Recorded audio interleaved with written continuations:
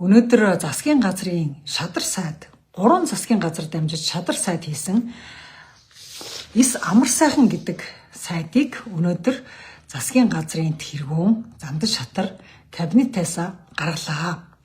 За энэ маань одоо айгу сонирхолтой үзэгдэл болж байгаа юм л да. Монгол Ардын намынхан л дотроо ингэж байгаа шүү дээ. За тэгээд ер нь бол танхим гэж юу юм? Засгийн газар танхимын зарчмаар ажиллах, танхимын зохион байгуулалтаар ажиллах гэж юу юм?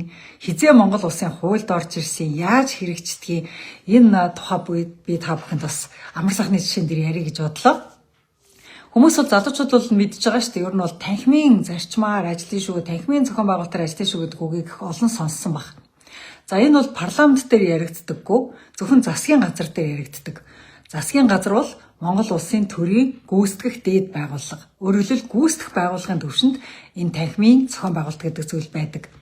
За ингээд танхимын зохион байгуулалт гэдэг зүйлээр өнөөдөр одоо яг штатж жагаад ерөнхий сайд одоо Зандаж шатар хэлж байгаа байхгүй юу?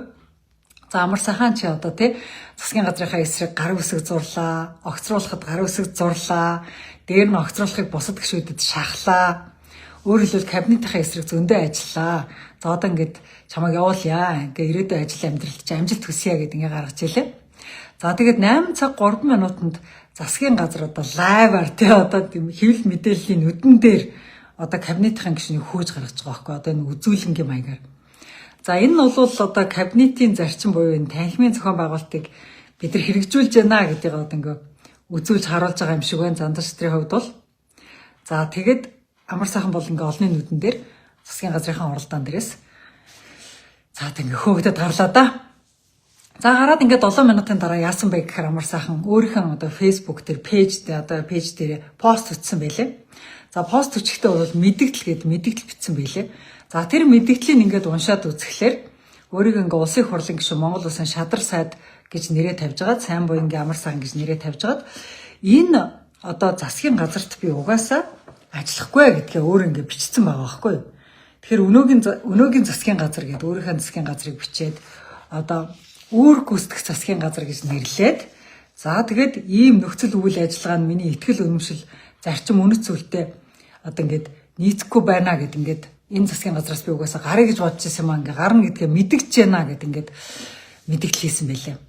За ингээд нэг талаасаа кабинет дотроос хөөгдсөн юм шиг нөгөө талаас ингээ өөрөө өргөдлөө гаргаж байгаа юм шиг ийм үйл явдал одоо өнөөдөр амар сайхан тохиолдлоо. Одоо улс төрчийн амьдралын хувьд бол амар сайхны хувьд өнөөдөр би хар өдөр байлаа гэж хэлмээр байна.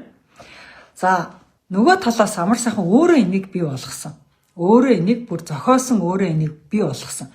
За яаж өөрөө бий болгосон бэ гэхээр 21 оноос хойш нэгдүгürt 3 засгийн газарт ажиллахдаа гурвууланд нь кабинетийн буюу танхимын зохион байгуулалтаар ажилласан. Өөрөөр хэлбэл танхимын зохион байгуулалт гэж юу вэ? Багаараа дуурдаг, багаараа заа гэдэг, багаараа хариуцлага хүлээдэг. Тэнд ганц хүний одоо хувийн тоглолт гэж юм байхгүй. Ингээ кабинетийн тоглолт гэдэг юм байдаг гэдгийг мэдхийн дээдээр мэдж байгаа дархан 3 удаагийн одоо угсраагаар шадар сайд болсон юм дархан сайд хүн. Байнга сайд болж идэг хүн. Тэгэхээр зэрэг энэ хүн бол танхимын зарчмыг мэдэхгүйдээ зөрчсөн гэдэг юм бол байхгүй. Энэ хүн танхимын зарчмыг зөрчихдөө дараагийн ерөнхий сайд гэж өөрийгөө бодож зөрчсөн байж болно. Эсвэл үнэхээр Зандаж шатар гэдэг хүнтэй хамтарч ажиллаж чадахгүй юм байна гэж анханасаа бодсон бол ингэж зөрчин. Өөрөөр хэлбэл санаатаа энэ танхимын үйлдэлийг танхимаас одоо тий одоо энэ танхимыг огцруулах шийдвэр, энийг унгаах шийдвэр, энийг унгаахын төлөө зүтгэх гэдэг тэр бүх зүтгэлийг энэ хүн санаатаагаар хийсэ. Өөрөөр хэлбэл өөрөө унсан хүүхэд уйлдаггүй гэдэг юм өнөөдөр боллоо. Тэгэхээр амар сайхан бол өөрөө унъя гэж хэлсэн өөрөө унсан. Ингээд баяраа чи өөрөө л унцсан байлээ штэ гэдэг шиг юм өнөөдөр амар сайхан тохиолдлоо. За хоёр дахь одоо амар сайхны энэ одоо нөх зүйлийг өөрөө бий болгосон гэдэг тэр юу байна вэ гэхээр энэ хүн бол сүүлийн одоо Монгол Ардын нам үнэмлэхүй олонхын суудалтаагаар парламентод сонгогдсон сүүлийн 3 парламентод гурвууланд нь байсан. Өөрөөр хэлбэл 2019 оны үндсэн хуулийн нэмэлт өөрчлөлтийг хийлцсэн хүн байна. За тэр нэмэлт өөрчлөлтөн дээр юу гэж орсон бэ гэхээр өнөөдрийг яг Зандаж шатрын гаргаад байгаа аран шинг хуулчилж өгсөн байхгүй юу? Энэ хуулийг магадгүй санаачилсан хүмүүсийн нэг амар сайхан өөрөө байх. Энийг одоо ятгаж батлуулсан хүний нэг нь амар сайхан өөрөө байх. Өөрөө ирээдүйд ерөнхий сайд болно. Өөрөө одоо өөрийнх нь жишээлбэл одоо дуртай ерөнхий сайд нь мөнхийн суудал дээр байна гэж бодож хийсэн байж болзошгүй нэг юм хууль байна.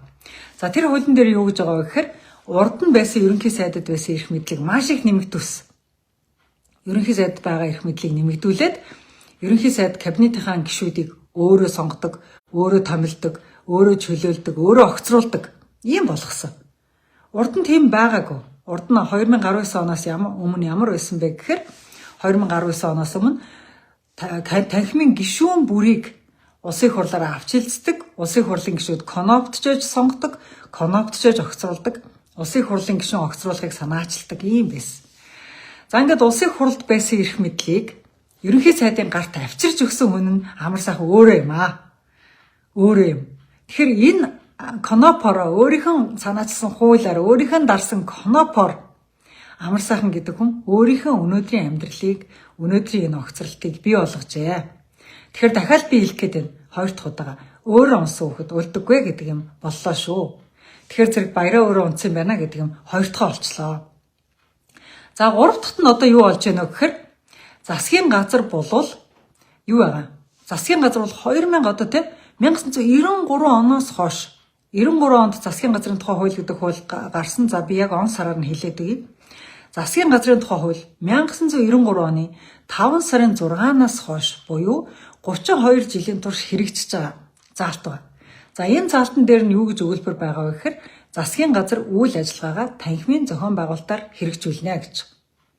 За тэгэхээр зэрэг энэ хуулийг одоо улс төрт байгаа хүн болгон 93 оноос хойш улс төрт байгаа хүн болгон энэ хуулийн энэ заалтыг мэддэг.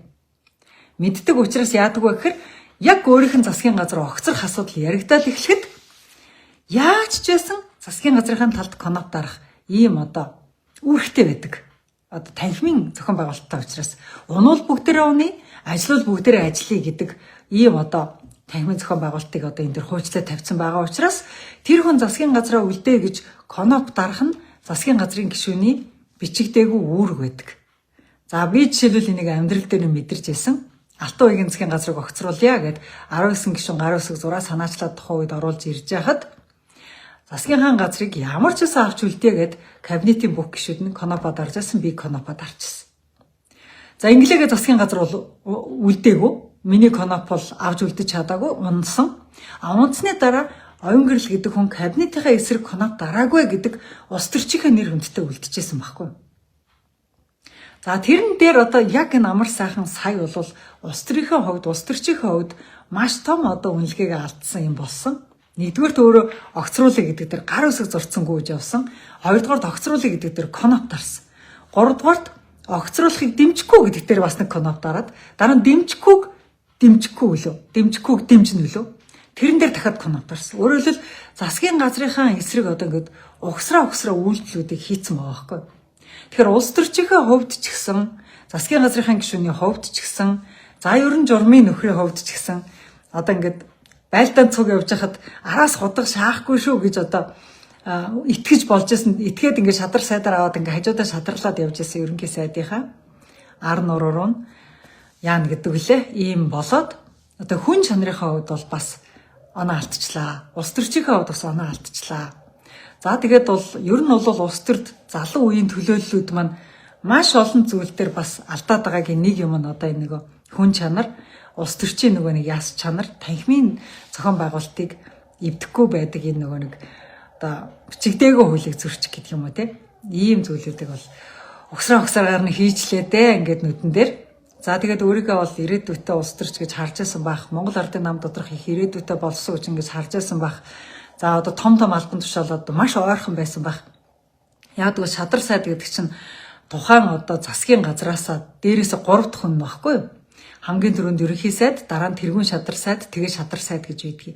Тэгэхээр зэрэг засгийн газрын одоо 3 дахь хүнээр 3 удаа сонгогдчихсан, томилогдчихсан ийм хүн байж ингээ өөрийнхөө эсрэг коноп дарсаар хагаад өөрийнхөө эсрэг юм өргөн барьж гар үсэг зурсаар хагаад өөрийнхөө эсрэг үйлдэл хийсээр хагаад өнөөдөр ингээд юу болов хөрхий ингээд танхимаас гарваа хөрхий.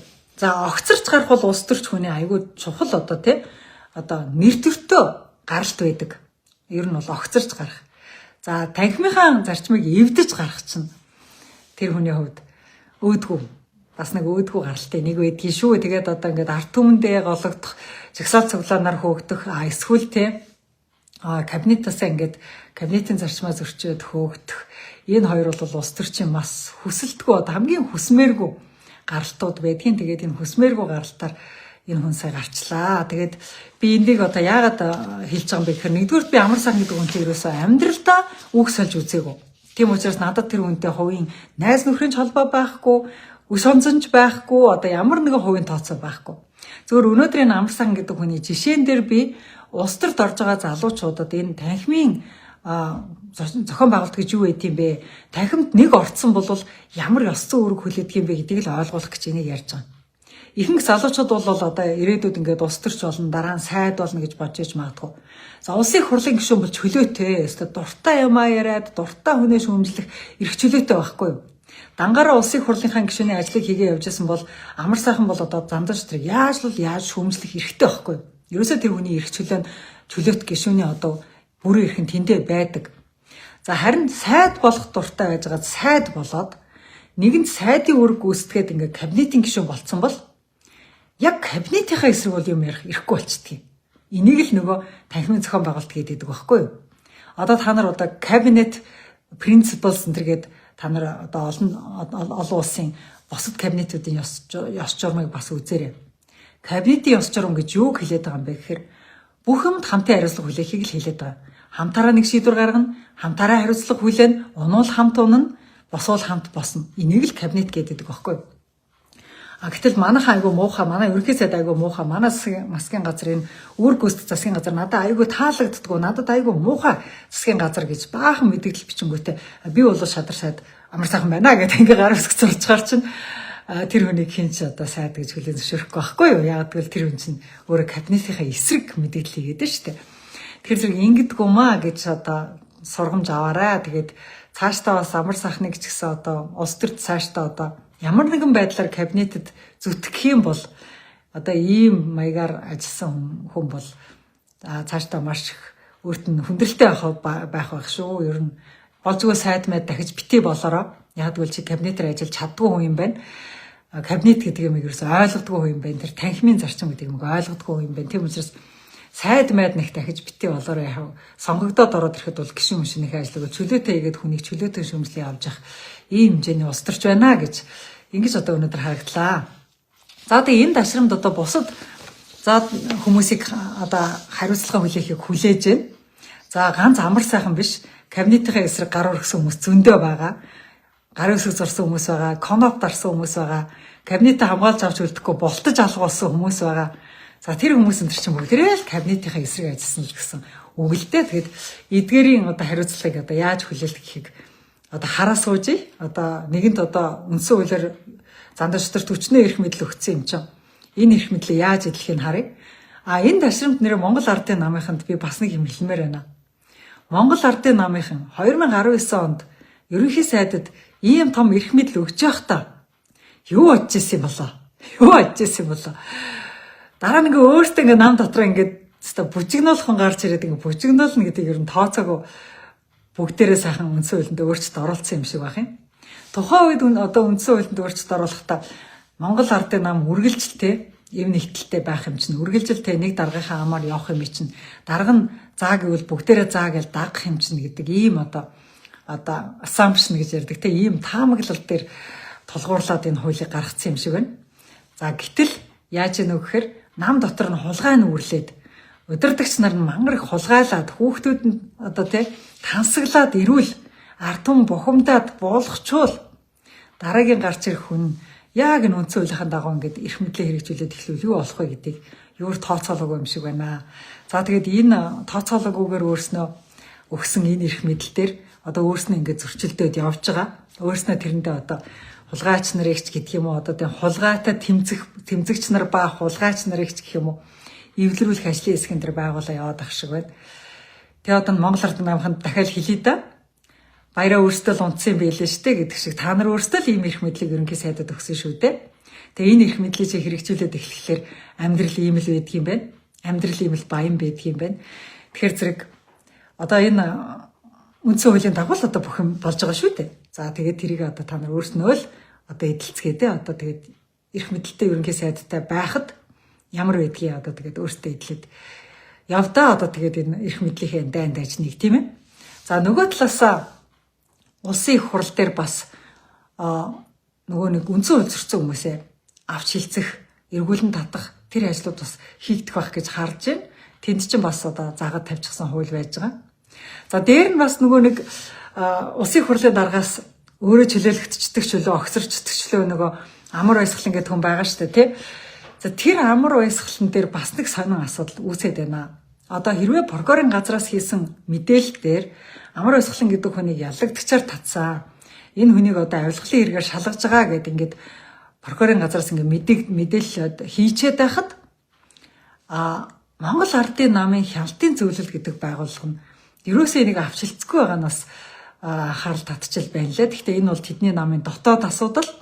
Зүгээр энэ намын дотоод асуудал яагаад одоо бид нар мэдж гэнэ вэ гэхээр өөртөө энэ асуудлаар маш их PR хийсэн. Ямар PR хийсэн бэ гэхээр Монгол Ардын намынхан авилгалын хэрэгт ерөөсөө ялагдагчаар татагдсан л бол тэр хүнийг бид нар намаас түтгэлзүүлнэ гэд одоо сонгуулийн үн баахан одоо юу хийсэн штэ, сурчлагаа хийсэн штэ. Тийм учраас одоо Монгол Ардын нам дотор бол авилгачд байх ёсгүй, хулгайч нар байх ёсгүй, авилгалын хэрэгээр шалгагдж байгаа хүн ерөөсөө тэнд одоо тий улсын хурлын гишүүн дарга марган дээр хийж явах ёсгүй гэдгийг бол сонгуулийн өмнө ард түмэндээ баахан эдгээр сурталчилсан. Тэгээ хэрвээ тэр сурчлагаа нь бас үнэн бол одоо өнөөдөр их сонирн байдал үүсэх гээд байгаа юм. Өөртөө нь сонгоод тавьсан дарга гэж байгаа хүн нь одоохондоо дээд чүгэд бүртгэгдээгүй байгаа ч гэсэн хэрвээ ялагдагчаар татагдсан гэдэг асуудал одоо гараад ирэх юм бол бүр эдний намын дүрмээр намынхаа гишүүнчлээс хасагдах чөлөө, түтгэлзэх чөлөө нэг ийм дүрмтэй юм билээ. Тэгэхээр зэрэг энэ бас нөгөө өөрөө өөрснийхөө хийсэн дүрмэнд өөрөө оролцолтоод бас ингээл баярын өрөө унтсан штэ гэдэг шиг юм болох гээл ах шиг харагдаад байна. Гэхдээ тэрийг бол мэдээч хэрэг намын дотроо шийдэх байх л да. За төр доторх зүйлүүдийг ингээ харахад бол яалтчгүй л одоо хийж байгаа ажлууд нь яалтчгүй л одоо өөрсдийнх нь гаргасан дүрм, өөрсдийнх нь гаргасан хууль, одоо өөрсдийнх нь эц төгсгөлгүй засаглана гэж бодож хийж өөрсөндөө цуглуулсан эрх мэдэл нь л одоо эргээл ингэж орож ишүү. За тэгээ өнөөдөр одоо амар сайхан гэдэг улс төрчийн жишээн дээр танхимын зохион байгуулалт гэж юу ядг юм бэ гэдгийг та бүхэнд ингэж жишээ олгож ярьлаа. За тэгээд цаашдаа ингээд улс төр дөрөнж байгаа сонирхолтой үйл явдлууд дээр хэдүүлээ бас тань мэдхүүгээ үргэлжлүүлж нэмэгдүүлжээ. За би энэ танхимын гэдэг заалтыг яг засгийн газрын тухай хуулиас нь уншаад өгье заа. За Монгол улсын засгийн газрын тухай хууль 1993 оны 5 сарын 6-нд батлагдсан. Энэ хуулийн 17 дугаар зүйлийн 4 дахь заалт. Засгийн газар үйл ажиллагаагаа танхимын зохион байгуулалтаар хэрэгжүүлнэ. За яг энэ заалтын дагуу өнөөдөр Амар сайхан гэдэг хүн засгаас гарлаа.